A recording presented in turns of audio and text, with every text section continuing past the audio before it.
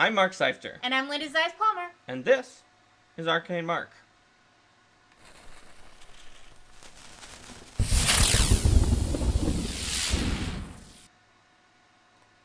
Well, welcome everyone to our newest episode. As always, when we welcome you, player tools, character growth. This is an episode specifically for players.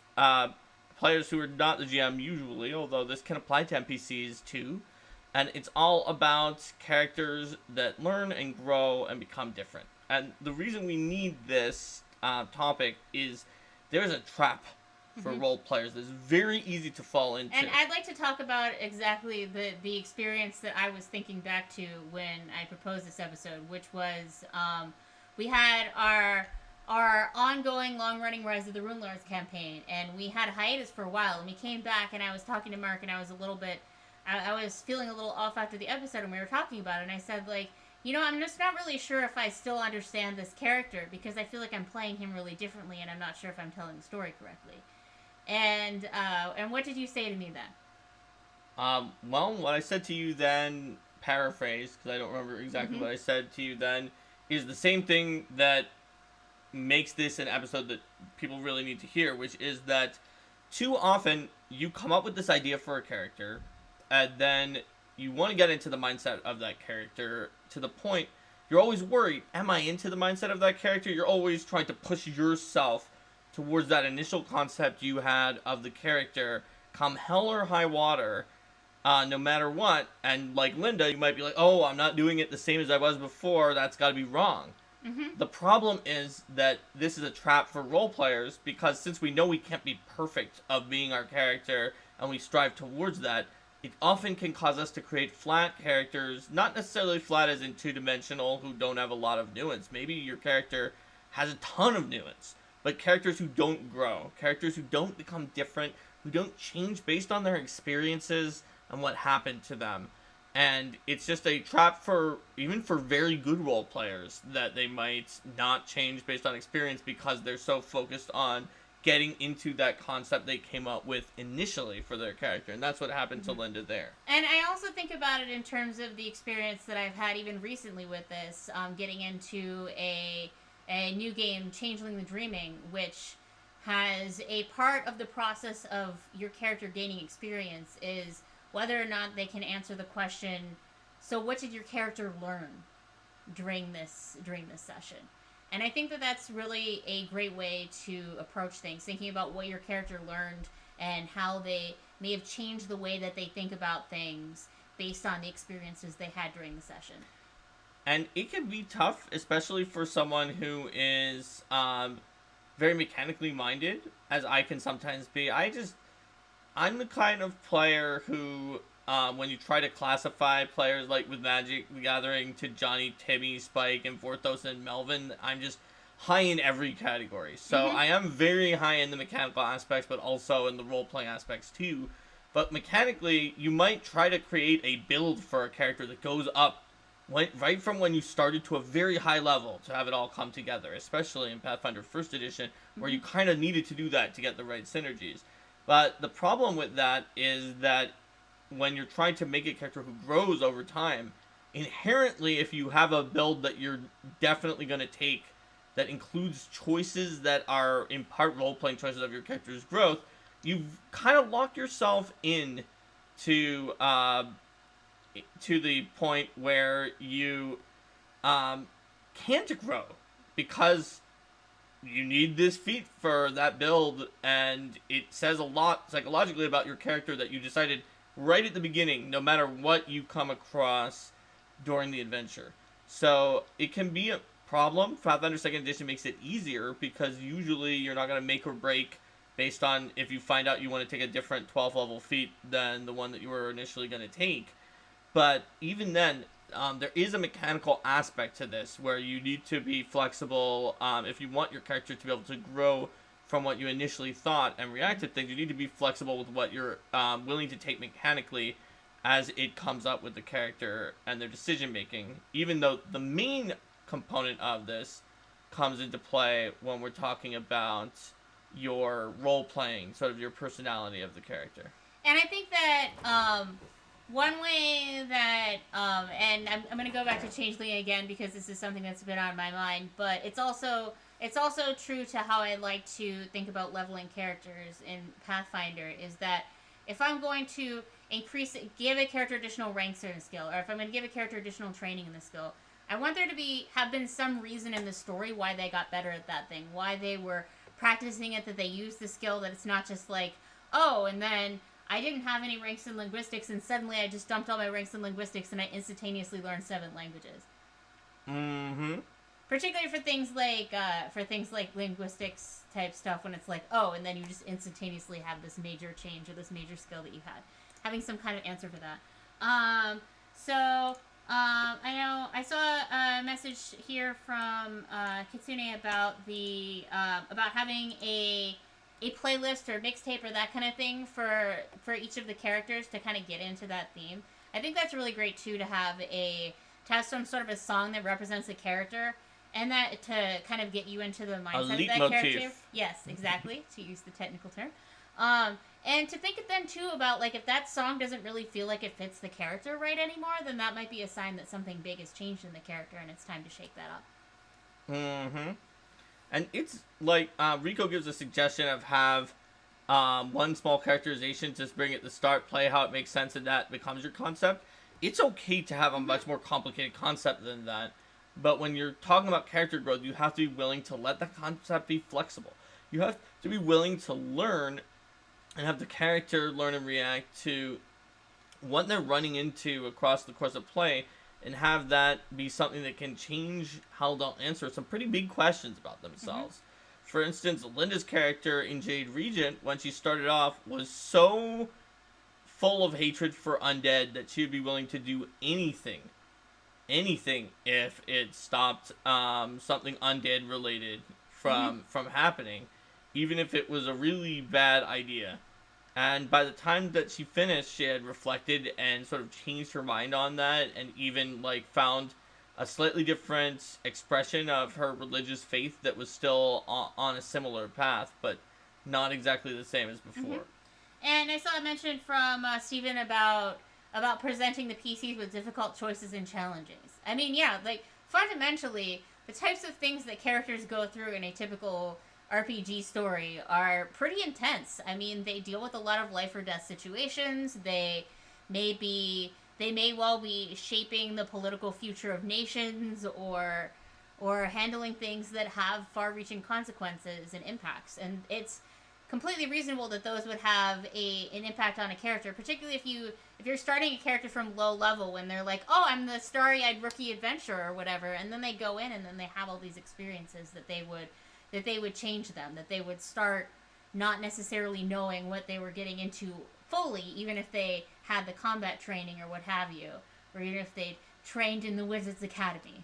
But then once they start to see these things, how is it going to transform the way that they see the world? How is it going to change the way that they see people as they become more powerful? And they see themselves. How is it going to change the way they see themselves? Because as characters get higher level, I mean, no matter what the setting is, people are going to rely upon them more, and people are also going to fear and oppose them more. Mm-hmm. So what does that power mean for them? And right. And what their place in the world is. That's just the power from leveling up. Yes. That could change you. That's not even talking about the many events that happened while you were leveling up, each of which can have an effect on you and to shape you.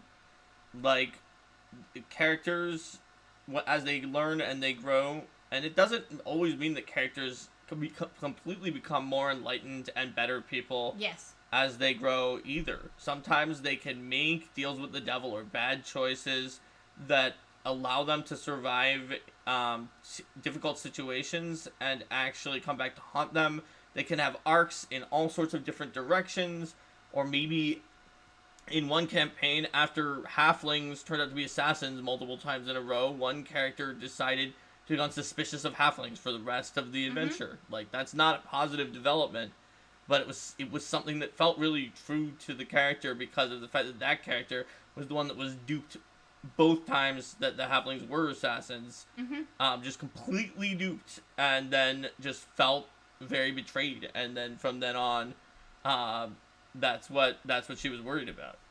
So yeah, I mean these developments can go in all sorts of directions, and it can also be that like that your character that characters are. I mean, characters naturally will have certain aspects of the story that stick with them, certain encounters, certain events that matter to them more, and that are what they remember and what they reflect on and what they consider to be. I mean, because we all tell stories about who we are and what our lives are and what the important pieces are to constructing our own personal narrative. And so characters would also tell those stories, but just like real people, they would be selective about what they pick to be part of that narrative. There's the pieces that they will consider to be defining, and then there's the parts that they say, oh, that's not really me. I'm just gonna kind of put that to the side. I wasn't fully there was extenuating circumstances that wasn't really me, but this is the actual me. That's right. Everyone puts on masks, just even when they interact with different people, or when we interact with different people in our lives, we act differently around them. We have a back and forth that we've learned around people that we know. And that's true, or it should be true, of a fully developed and realized character as well. If your character always interacts the same, like, with her mother as with her liege, as with the other PCs in the party, her enemies, the people from her church, the people from her old music club, then your character is really unrealistic, even though you'd be like, I was so consistent. I role-played the fact that my character is irascible but kind-hearted, and always makes puns completely accurately, and that's great role-playing, but it's actually not, and it also means you can let yourself off the hook for not being consistent because it's more realistic if your character actually is a little bit different based on who they're interacting with and what the dynamic is. What's been going on in their lives recently, how much sleep they got last night, like, does their back hurt? Yep. There's a lot of things that change the emotional state of the character. And sometimes it's different from character to character. Like, there are some people in our gaming group in college who just, they let everyone know, it's like, if I start getting hungry, I will get particularly angry at just about everything, so we need to make sure that I get food. There were 2 different people who had that. And, like, that is in itself sort of a meta character trait in the sense that it's not the trait, oh, I'm just always angry at everyone, but the trait of, we'll eventually get angry when hungry. Yes, hangry, as Ular says, is often described as that. But no, we were very careful in our college gaming group about making sure that we got food at an appropriate time for everybody. Yep. David says, in real life they got hangry? Yes, it was not their PCs. Yes, no, real life people got hangry. I never really saw them seem like they were that irritable, but they at least of themselves told people that that was a thing. And I think that another thing to think about when it comes to character growth is how does the character, not just how does the character see themselves and how do the events directly impact them, but how does the character's agency shape how events impact them? How does the character, what are the character's aspirations for themselves? Where does your character see themselves in 5 years? You know, that sort of thing. Do they have traits about themselves that they want to promote? Do they want to become more outspoken? Do they want to become more generous? Do they want to... What do they specifically want to do? And what do they care about the most, too? And that doesn't necessarily... And that can change, too. Particularly as they achieve certain goals. So if the character really wants to defeat the evil king, you know, how far is the character going to go to defeat the evil king? And what may happen to the character when their plans to defeat the evil king are successful or thwarted, because those, since they're closely tied to their self-concept, are more likely to impact them more deeply than, say, some random mission to go get some stolen currency that kobolds ran off with and went into a mine. And it's not just things that NPCs do. Think about how the people you're traveling with, the other PCs, are having an influence on your character, and how your character might be having an influence on their character. And you can even make that explicit by having your character try to engage other PCs in that regard. Like, in Curse of the Crimson Throne, I had an alchemist character who was very evangelical about the fact that alchemy, the science of alchemy, was something that everyone could use, unlike magic, where everyone was so completely in an ivory tower, and it was the academy, and they rejected everybody from coming into it, but alchemy was, like, for the people, and he eventually convinced Linda's character, who had, mind you, 10 intelligence, to multi-class into alchemist. He also convinced her that she needed to be more careful with taking her anger out on everyone. That's true. After an incident when he's like, I'm gonna be it's like, can I throw a bomb into there? And she's like, oh, it's fine, I'll jump out of the way. And she didn't. She critically failed, and her clothes got a damaged. natural 1, which in Pathfinder 1st Edition means you then roll on this obscure table to see what gets destroyed that you were wearing, and we rolled, and it said garments. Yeah. So her clothes got burned mostly away. Yeah, so she's just, like, wearing her armor, and the outfit, she liked the outfit she was wearing. So naturally, she decides that the appropriate reaction to this is to go over, punch him in the face, and break his nose. And then he had a conversation with her afterwards about, like, you can't just do that. You need to learn to... It's like, we're friends. Why did you do that? And I mean, it was a lot more complicated than that. I don't need to go into it. But then it was sort of like, oh, okay. Yes, I need to be more careful about just lashing out violently whenever things upset me. Mm-hmm. Barbarian. Yep. But characters can definitely influence each other. When the characters have those debates and discussions, and they compromise with each other, as is part of any healthy table dynamic. You know, sometimes their minds might be changed about things, and that can impact how they see the world. The characters each have their own philosophies that they bring to the table. And as they work together as a group, they need to learn a way to make those mesh at least well enough to work together. Yep.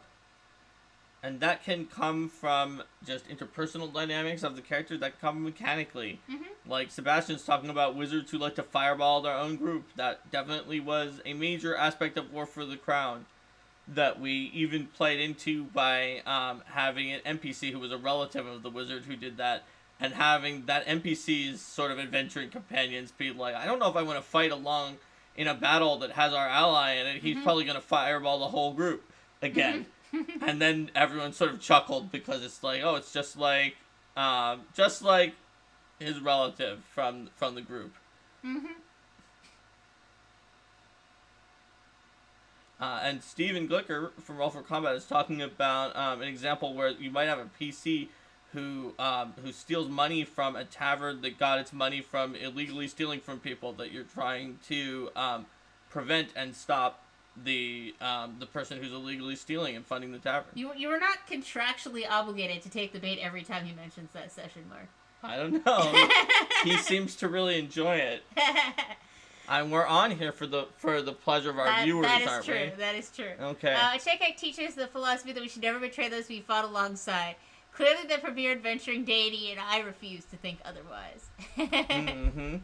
And remember, if you don't listen to a Chekek and he gets really mad at you, he will just appear and kill you with his major intervention. So don't do that. I like his major intervention. The rest of the deities are like, yes, and there's all these curses. Your animals can never have children, Erasto. Yeah, people forget about you, Rory. No, a Chekek rips open a hole in reality, comes over and kills you and drags you off so you can't be resurrected. Yep. A Chekek just really doesn't mess around if he hates you that much. If he's at the maximum amount of hating you. Mm-hmm. I mean, if you're a god, he won't do it, though, because that's his rule. Yep. So, remember, if you're going to be really mean to a Chekek, become god first. Yes. Yeah, don't mess with the Chekek's family. Mm-hmm.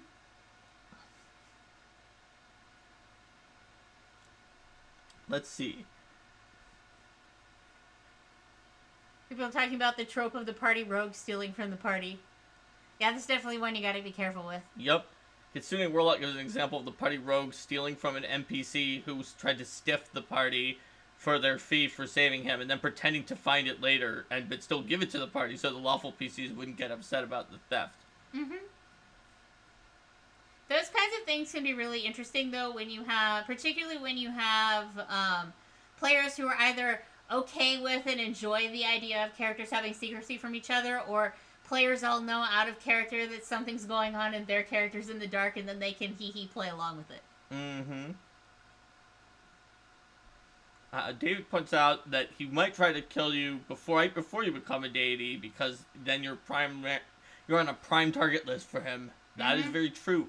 So that's why you need to very quickly and suddenly become a deity before a Chay'Kek is gonna come and kill you. Just go past the test of the Starstone. It can't be that hard, right? Yeah, a bunch of did people. Drunk. Yeah, if Caden can do it drunk, then you can do it too. A Chay'Kek versus Razmir, who would win? A Chay'Kek. Sorry, Bowman. But actually, that's right. Jason Bowman is the answer to the question of a Chay'Kek versus Razmir, who would win.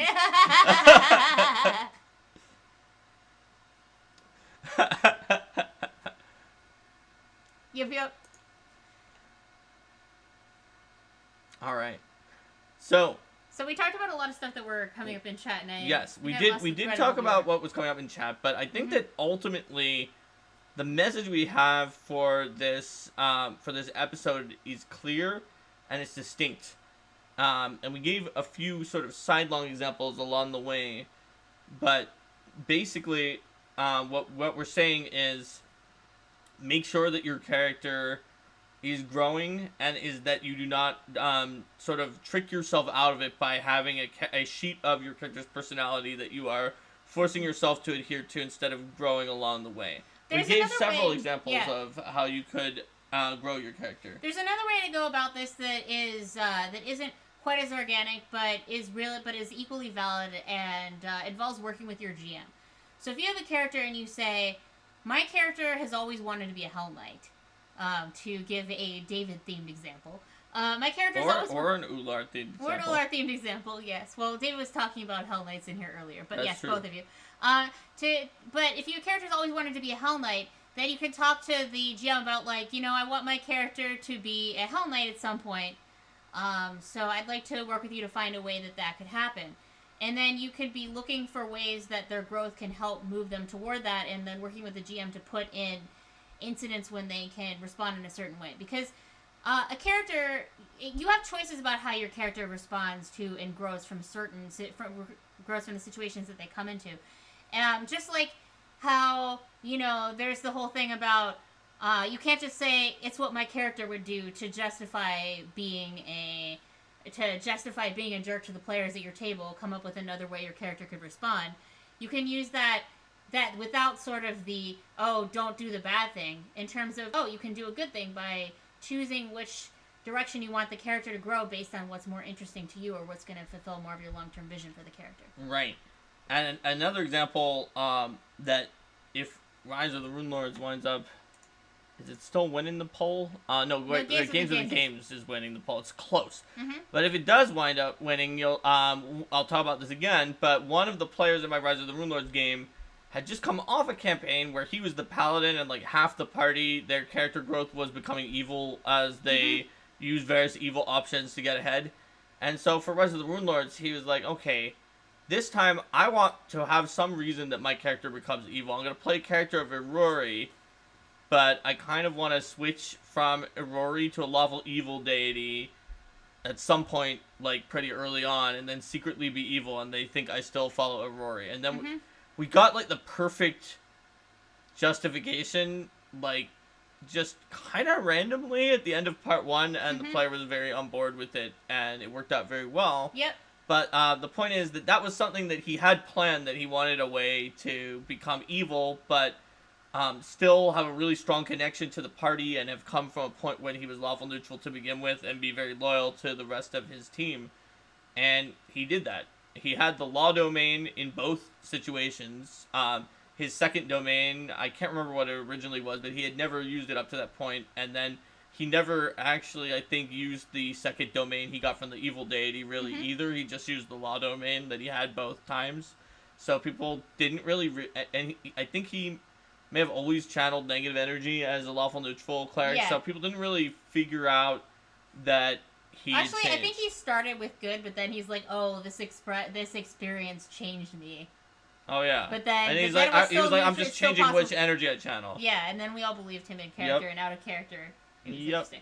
And Sebastian talks about having meeting plenty of characters with different player viewpoints through the org play setup can really help a lot. Yeah, definitely. Oh yeah, absolutely. And if you want your character to evolve in a certain way, but there isn't really a chance to have them do that on screen, then you can either, like, if it's organized play, just sort of, think about how that would happen, and maybe like think about the events that they've had with other characters, right? And tell that into the part of the character's story, or you can with the home campaign, you can maybe talk to your GM about doing a little side story away from the rest of the session, just with your character, where you sort of talk out, the side adventure they go on because they've always wanted to join this particular monastic order to learn this super cool style. Mm-hmm. But the player also knows, okay, yeah, well, that's going to involve doing this side thing, which other PCs aren't going to be interested in. So other players wouldn't necessarily either. So let's do this thing over to the side, and then when I come in the next session, then there can be that interesting moment where the other PCs were just partying and hanging out and taking a breather around town, and then their monk friend comes back and has this new style and this new attitude, and it's like, whoa, what did you get up to on vacation? I have achieved the next step in the path of enlightenment. Mm-hmm. That is what I got up to during vacation.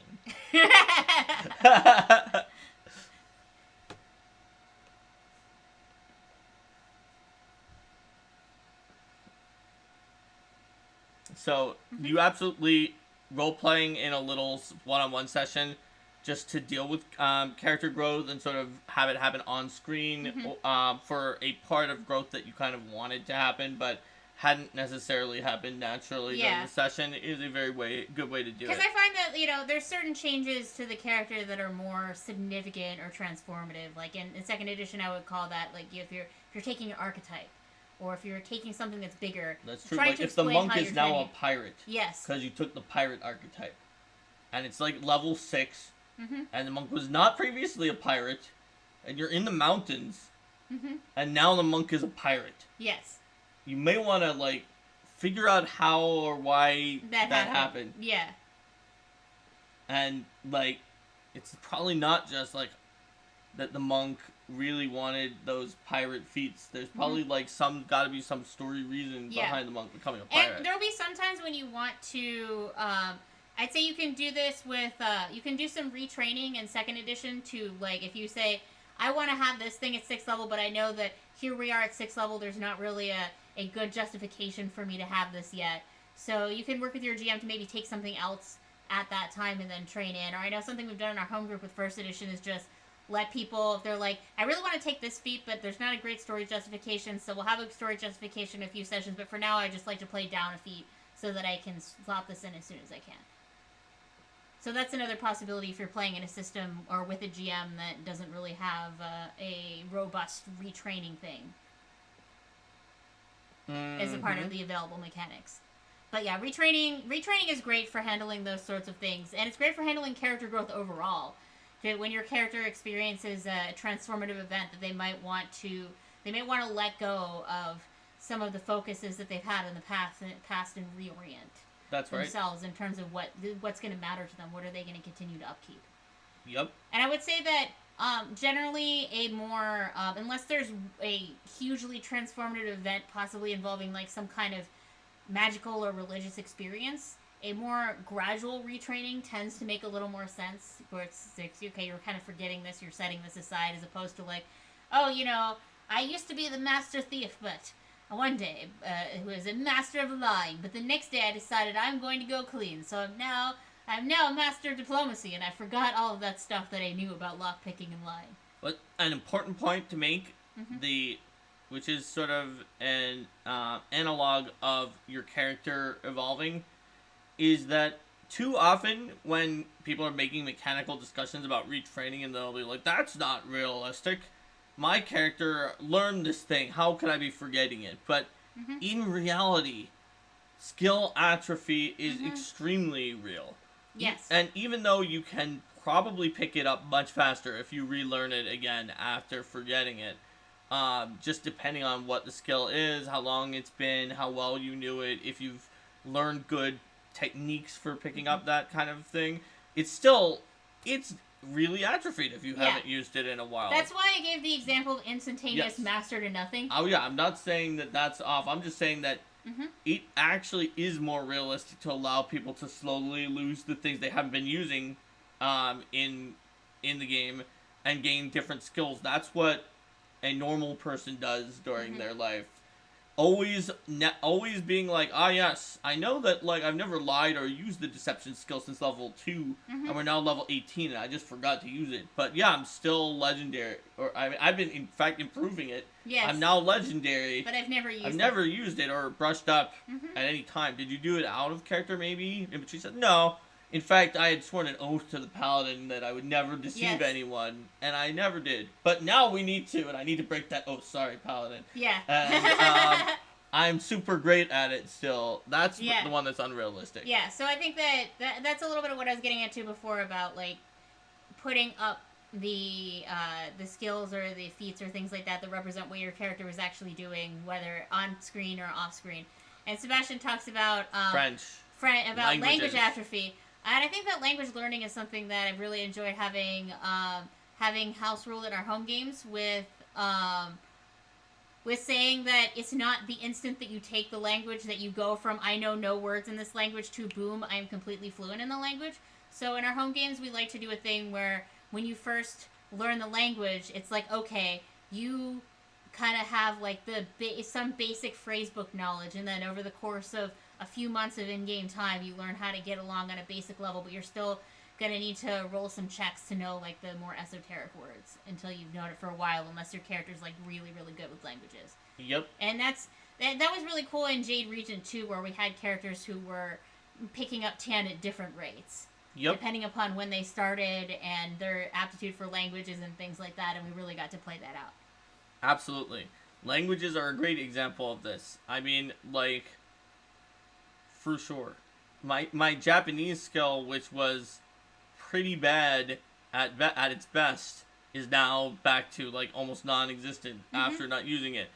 I got it up to pretty bad, or maybe, like, passably bad, at a point where Linda was drilling me because we were about to go to Japan with my family who didn't know that I had taken any amount of Japanese, and my goal was to surprisingly seem to be able to communicate with my phrase book knowledge that was not really a phrase book, but even then, it was not, even after taking 4 semesters, it was not very good, and now it's pretty much gone. You had me drill you through all 4 years of textbooks and all the vocabulary words.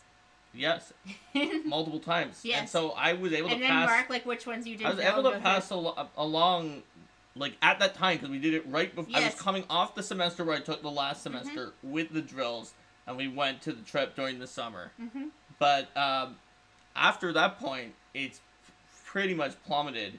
But, like, I was at a point where I was able to sort of talk to, like, a person at a ryokan in Nagano who did not speak English, because out there are a lot of people in Japan who just speak English, but there wasn't. And I still remember this because I was able to get vegetarian food, because previous attempts to get vegetarian food in Asian countries using a phrase book for the word for vegetarian, saishoku in Japanese, is a fail. You're gonna get fish, seafood, you're gonna get chicken, any kind of bird. You won't get beef.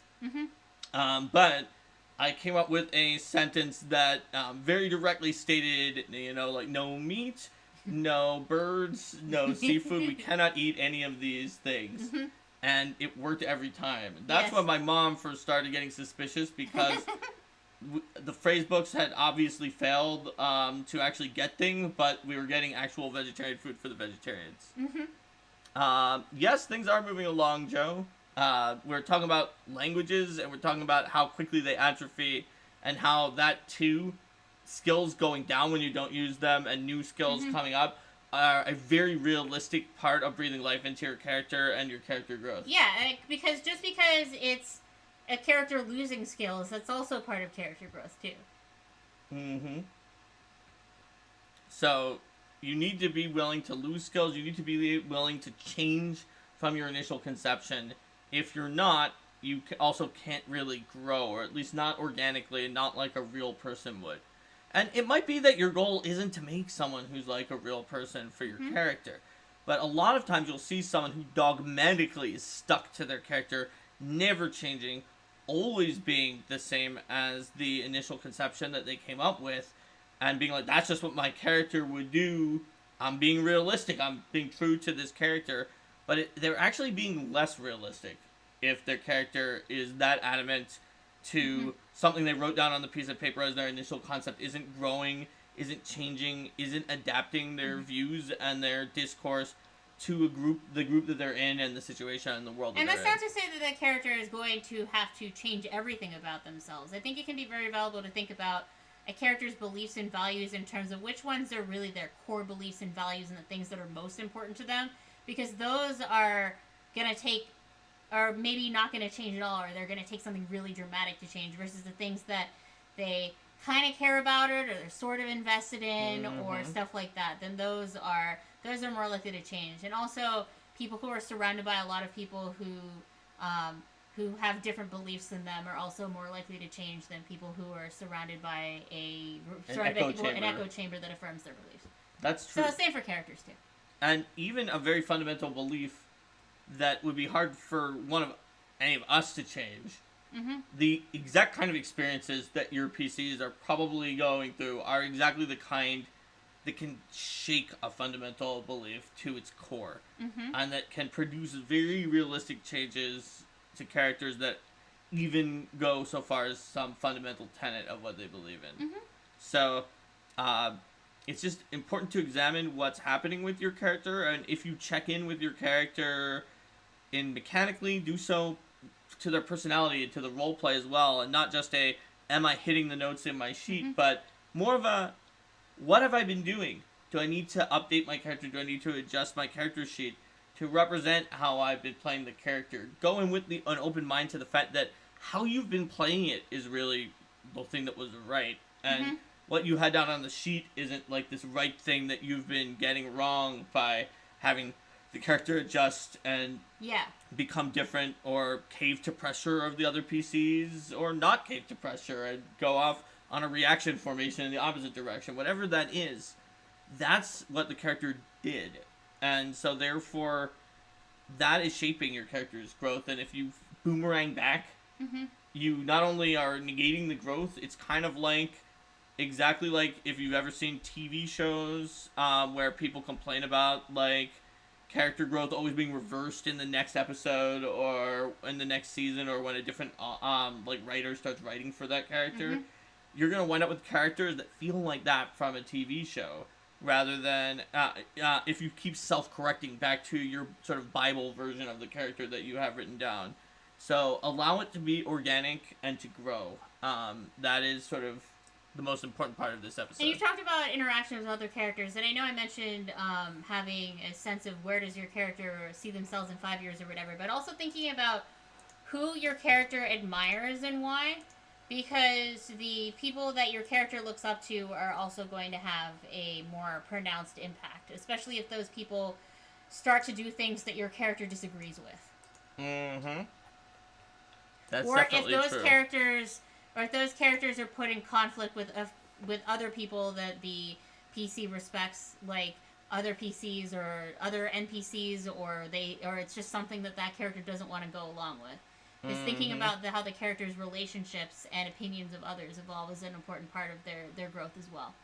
That's right. The transformation of their role with respect to others. Yep. Let's see. Ular likes to go into campaigns with the characters that have a big past, but I don't know too much about their future RP-wise. That can be a really good way to kind of scratch the itch if you're the kind of person like me who really wants to get a deep backstory, but without being too sort of prescriptive of what can happen to your character. Yeah.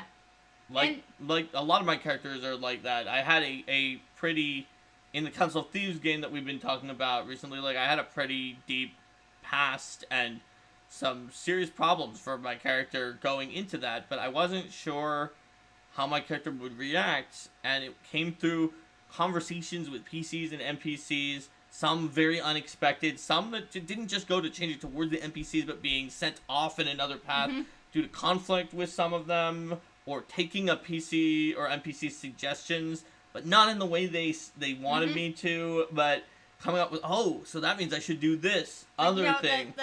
And so, point. No. and so that really took my character in a direction I wasn't quite expecting. Yeah. And that makes me think, too, about how important the backstory can be for establishing what types of... your character's background is going to have a big impact on how they interact with things, too, particularly when those elements from the past come up. Yep. Or when, if you involve the character's family, if you involve organizations that they care about and things like that, or old foes or rivals that they never were able to really properly deal with. Mm-hmm. Elftro also creates a big backstory. After that, the characters take the decisions in character, because otherwise the characters will get angry with Elftro. Yeah. I think that too, one of the most powerful ways to show character growth is when you have a parallel situation where, you know, the character did something in the past, either of the campaign or in their backstory or whatever, and then, you know, they see that person again, or they run into a similar situation, and they make a fundamentally different choice because they have changed. Mm-hmm.